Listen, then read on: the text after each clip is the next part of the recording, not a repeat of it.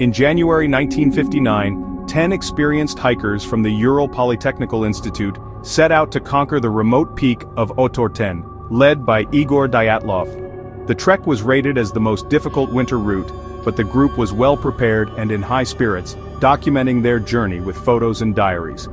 On the 10th day, Yuri Yudin turned back due to illness, a decision that saved his life. The remaining 9 pressed on, camping on the exposed slope of Kholat Syakhl, ominously named Dead Mountain. Their last diary entries and photos showed nothing unusual, just another cold night in the wilderness.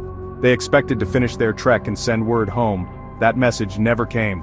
Something happened that night, forcing 9 seasoned hikers to abandon their tent and vanish into the frozen darkness.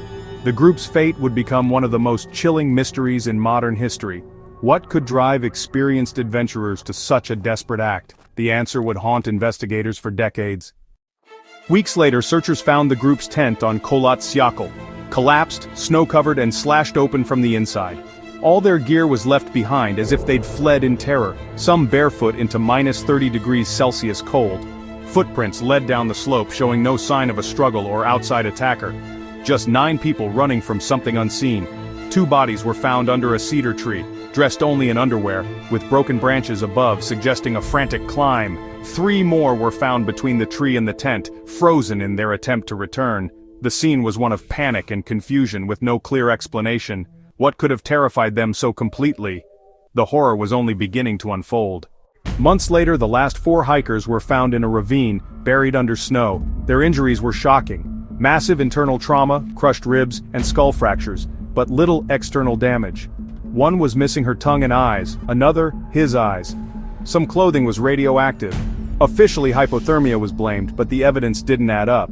Nearby, another hiking group reported seeing strange orange orbs in the sky the night of the tragedy. Theories multiplied: avalanche, attack, secret weapons, or something stranger. Each clue deepened the mystery. Panic, bizarre injuries, radioactivity, and unexplained lights. The Dyatlov Pass Incident became a web of contradictions. No simple answer could explain it all. Over decades, countless theories emerged: avalanche, katabatic winds, military tests, infrasound, even UFOs and cryptids. The official Soviet answer was a compelling natural force, but doubts persisted. Avalanche seemed likely, but the evidence didn't fit. The tent wasn't buried, tracks remained, and injuries were inconsistent.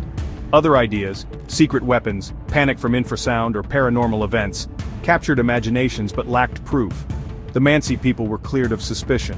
Every theory explained some details, but none solved the whole puzzle. The case remained as cold and impenetrable as the mountain itself. The world was left to wonder. What really happened on Dead Mountain? 60 years later, Russian authorities reopened the case, again concluding an avalanche was to blame. In 2021, Swiss researchers proposed a slab avalanche, a small, dense block of snow crushing the tent, causing panic and injuries, but not erasing tracks.